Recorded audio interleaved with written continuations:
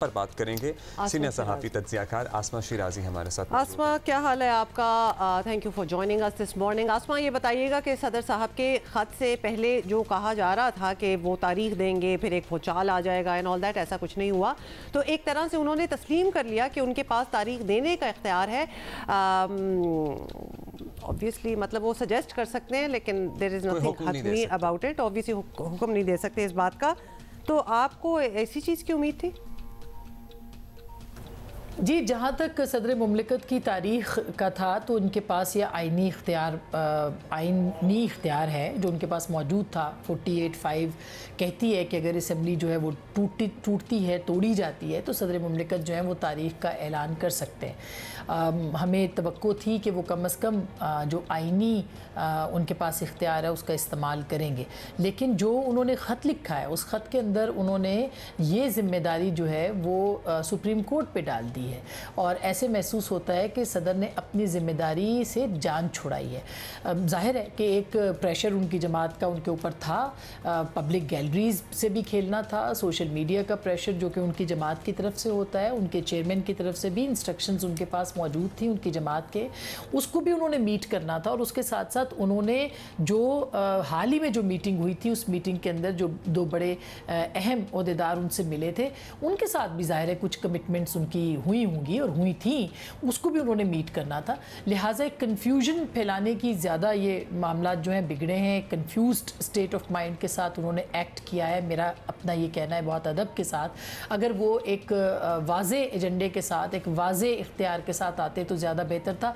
और अगर नहीं आते तो वो चुप रहते, जो उनके पास एक तो ये भी खामोशी भी उनके एक अहम पैगाम बन सकती थी। लेकिन ऐसा नहीं हुआ और उन्होंने जो एक और ज़्यादा कन्फ्यूजन जो है वो बढ़ाई अपनी तरफ से। गो के उनके ख़त की कोई हैसियत ऐसे नज़र नहीं आ रही कि जो इम्पैक्ट करे किसी चीज़ को, लेकिन बहरहाल सदर मुमलिकत की तरफ से एक तारीख की तजवीज़ देना भी एक भौंचाल जो है वो हो सकता है अगर वो क्लैरिटी के साथ होता, लेकिन वो क्लियर नहीं है पोजीशन उनकी।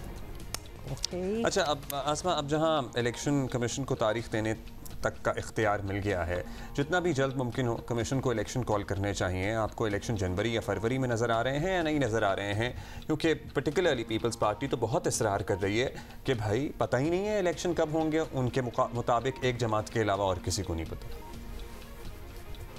देखिए, ये तो आइनी रिक्वायरमेंट है, ये आइन की ज़रूरत है, ये आइन में लिखा है कि 90 दिनों के अंदर इंतखाबात होने हैं अगर असम्बली टूटती है।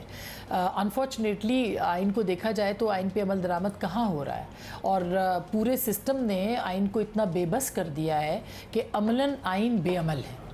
और जिस तरह की सिचुएशन जो है वो हम देख रहे हैं, अदम एतमाद से लेके जो इमरान खान साहब के या चेयरमैन तहरीक इंसाफ के ख़िलाफ़ आई थी उस वक्त से लेके रीसेंट पास की बात कर रहे हैं, जो आइनी मुँह शुगाफियाँ और जिस तरह से आइन को मोम की नाक की तरह मरोड़ा गया है और अपने हक़ में इस्तेमाल किया है हर किसी ने। मेरा ख्याल है इससे पहले पाकिस्तान के आइन की ये इस तरह की सूरत हाल हमें देखने को नहीं मिली। तो इलेक्शन कमीशन को देखा जाए तो उनकी मजबूरियाँ अपनी जगह पर हैं कि उनको फ्री एंड फेयर इलेक्शन करना है। देखा जाए तो उनको जो मर्दमशुमारी के बाद के फ़ैसले हैं जो कि जाते जाते पीडीएम गवर्नमेंट जो है या इत्तेहादी हुकूमत कर गई उसके मुताबिक उनको फ़ैसले करने हैं और उसके लिए उनके पास वक्त मौजूद नहीं है। और फ्री एंड फेयर इलेक्शन कराना भी इलेक्शन कमीशन की आइनी ज़रूरत उतनी ही है आइन की जितनी कि इंतखाबात को 90 दिनों के अंदर मुनक्किद कराना है। तो ये एक इलेक्शन कमीशन को कम अज़ कम अगर वो जब भी इंतखाबात करा रहे हैं 90 दिनों के अंदर या थोड़ा सा ऊपर बेरिस मिनिमम टाइम जो कि सुप्रीम कोर्ट ने दिया है सूबाई असम्बलियों के इंतखाबात के अंदर, वो जो भी करवाना चाहते हैं लेकिन उनको क्लैरिटी के साथ अपनी एक पोजीशन ज़रूर वाज़े करना चाहिए। अच्छा आसमा, अब इलेक्शन तो चलें जब भी होंगे ये भी वाज़े हो चुका है कि पुराने वाले इत्तेहादी अब साथ नहीं होंगे। तो पीपल्स पार्टी जो है वो मुस्लिम लीग नून के मुखालिफ खड़ी होगी। बिलावल जो है वो ज़ोर तो बहुत लगा रहे हैं लेकिन वहाँ मुस्लिम लीग नून वाले भी मियाँ साहब को वापस ला रहे हैं, तो वो भी आ जाएंगे। तो क्या ये एक टक्कर का मुकाबला बनता आप देख रही हैं? मेरा नहीं ख्याल कि टक्कर का मुकाबला करने की पोजीशन में इस वक्त कोई भी सियासी जमात है। लाइक इट और नॉट, तहरीक इंसाफ इंतखाबी मैदान में एक बहुत बड़ा उनका अपना एक हिस्सा होगा और उनके मुखालिफ इत्तेहाद का हिस्सा होगा। मुखालिफ जितनी भी जमातें होंगी वो एक ही पार्टी को देखा जाए तो कन्फ्रंट कर रही होंगी और वो तहरीक इंसाफ है। लेकिन दूसरी तरफ एक एफ़र्ट है, एक जो जिसे कहना चाहिए नज़रियाती इख्तलाफ है जो कि मौजूद रहा है हमेशा से, और वो इंतखाबात में और ज़्यादा सामने आ जाएगा।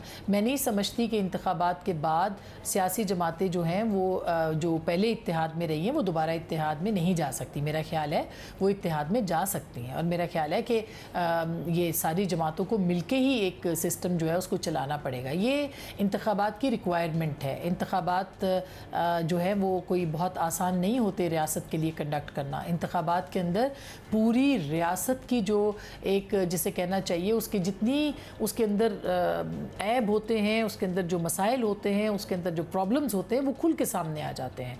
और अभी जब बयानिए बनने शुरू हो जाएंगे, मुख्तलिफ सियासी जमातों के बयानिए मंजर आम पर आएंगे, उसमें इस्टेब्लिशमेंट मुखालिफ बयानिए भी होंगे, उसके अंदर सियासी जमातों के आपस के बयानिए भी होंगे, तो बहुत रियासत के लिए इस पूरे इनको इस शोर को, इस पूरी सियासी माहौल को के मुताबिक चलना जो है वो एक बहुत बड़ा चैलेंज बन जाता है। तो 70 में अनफॉर्चुनेटली आप देखें यही हुआ था, मगर मैं नहीं चाहती कि उसका हम एग्ज़ाम्पल दें उस पूरे मामले का या 70 के इंतखाबात का, 71 के। ये जो इस वक्त सूरत हाल है, इस वक्त मेरा ख्याल है कि ये एक बहुत बड़ा चैलेंज खुद रियासत के लिए कि वो किस तरह से इंतखाबात को कराएंगे। और फिर ये भी देखना होगा कि क्या इंतखाबात मसाइल का हल हैं या फिर उसके बाद मसाइल को जन्म देते हैं। बहुत शुक्रिया आपका, थैंक यू सो मच। अभी हमारे साथ मौजूद हैं सीनियर सहाफ़ी मेमल सरफराज, उनसे भी बात कर लेते हैं। मेमल, सदर साहब की जानिब से जो ख़त लिखा गया है इसका एक मफ़हूम तो यही बनता है कि उन्होंने ये तस्लीम किया है कि इलेक्शन की डेट इलेक्शन कमीशन को ही देनी है।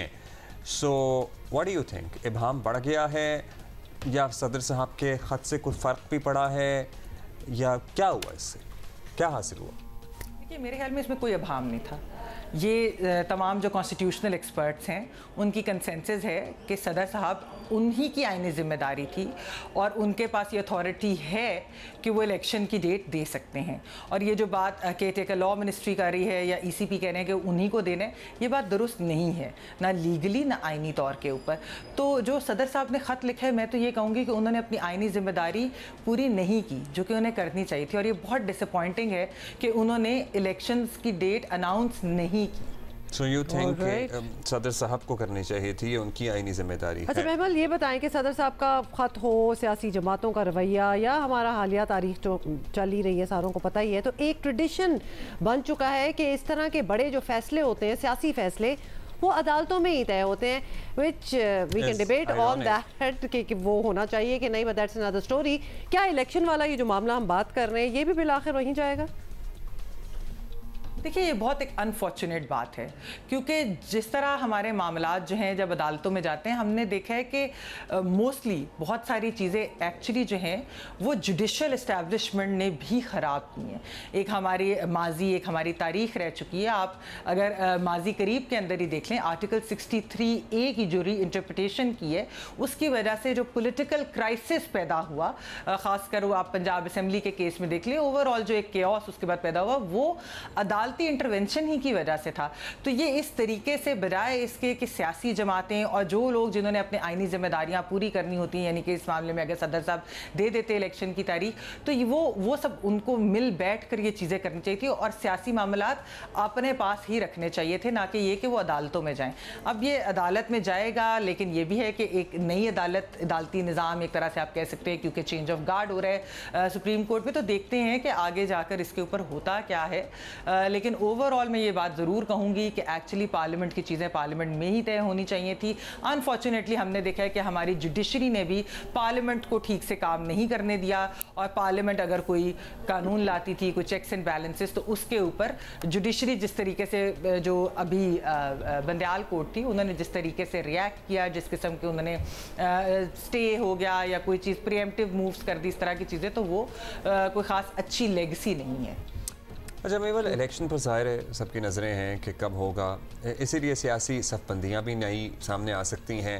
अब ये भी वाज़ेह हो रहा है कि पीपल्स पार्टी किसी इत्तेहाद के बगैर इलेक्शन लड़ने जाएगी। वैसे every day brings a new news, so कुछ भी हो सकता है। हुकूमत बनाने तक बात पहुँची, तो क्या लगता है किसी के भी लिए इत्तेहादियों के बगैर अपना वज़ीर आज़म लाना मुमकिन होगा, या आपको PMLN इस कंफर्टेबल पोजीशन में नज़र आती है कि वो अपना वज़ीर आज़म ले आएंगे? मतलब अगर पीपल्स पार्टी बिलावल साहब को वज़ीर आज़म बनाना चाहती है तो वो क्या किसी इत्तेहाद के बगैर बना सकते हैं? वज़ीर आज़म बन सकते हैं, ये भी एक सवाल है। Just asking. मुझे ये बात समझ नहीं आई कि PDM ने क्या झंडी दिखाई, या इस चीज़ का बिलावल भुट्टो साहब के वज़ीर आज़म बनने से जो है वो किस तरीके से ताल्लुक़ है। देखिए बात ये है कि एक्चुअली अगर आप देखें तो पीपल्स पार्टी कंसिस्टेंटली ये बात करती रही कि 90 रोज़ में इलेक्शन कराए जाए, और उसकी एक वजह है क्योंकि पीपल्स पार्टी जो पिछली PDM गवर्नमेंट की जो अलायंस थी, उस हुकूमत में अगर आप देखें तो एक वाहिद जमात है जो श्योर है कि वो इलेक्शन जीत सकती है। क्योंकि सिंध के अंदर जो अगर अभी भी सर्वेज आप देख लें या वैसे ऑन द ग्राउंड जो आप सिचुएशन देख लें, तो उसमें यही नज़र आता है कि पीपल्स पार्टी चौथी बार भी अपनी हुकूमत बनाने में कामयाब होगी सिंध के अंदर। तो जब एक जमात जो कि सर्टन है, तो जाहिर बात है उनको तो किसी के साथ इत्तेहादी अलायंस करने की ज़रूरत भी नहीं। दूसरी चीज़ ये कि देखिए जब PDM की हुकूमत थी वो कोई इलेक्टोरल अलायंस नहीं था, वो एक हुकूमती अलायंस था, और उसके अंदर कहीं ये बात नहीं हुई थी कि वो इलेक्शन भी साथ ही लड़ेंगे। जहाँ तक PDM की बाकी जमातों की बात है, तो ये बात वाज़ेह है, ये बिलावल भुट्टो साहब ने बात की, वैसे भी नज़र भी आता है कि वो लोग श्योर नहीं है। यानी कि अगर आप JUIF को देख लें खैबर पख्तूनख्वा में, या नून लीग को आप पंजाब के अंदर देख लें, इसके अलावा भी जो जमातें हैं इत्तेहादी जमातें, तो आप ये देखिए कि क्या वो श्योर है कि वो जीतेंगे इलेक्शन। अभी जो ऑन द ग्राउंड जो सिचुएशन है या वोटर पैटर्न है इस वक्त मैं जो बात कर रही हूँ, उसके मुताबिक तो ये ऐसा नज़र नहीं आता कि उनकी कोई बहुत मकबूलियत है, बल्कि खासी गैर मकबूल है। तो इस लिहाज से तो वो इलेक्शन लड़ना ही नहीं चाहते। तो मेरे ख्याल में उनको शायद पीपल्स पार्टी की ज़रूरत ज़्यादा पड़े, ना कि ये कि पीपल्स पार्टी को उनकी ज़रूरत पड़े। Thank you Mahmal for your insight.